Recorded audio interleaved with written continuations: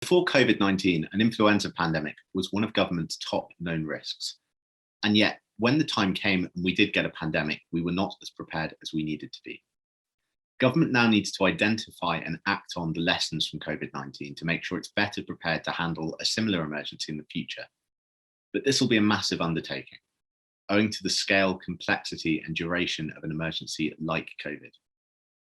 This agenda has to be driven from the top of government, and it needs to be a top priority now. It cannot wait for a public inquiry because another risk and another pandemic could materialise at any time. That's why Reform is calling for a new Minister of Resilience and Recovery to serve at cabinet level until the end of this government.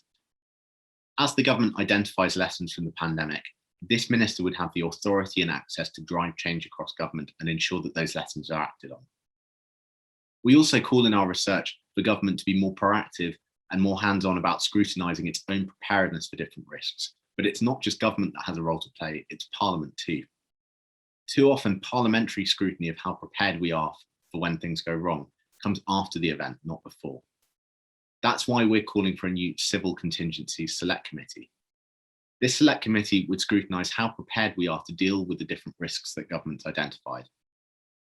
It would consider the quality of departments and the whole of government's planning and capabilities for different risks and hold ministers to account for progress. Both of these things will be crucial if we're to be more resilient for the next crisis.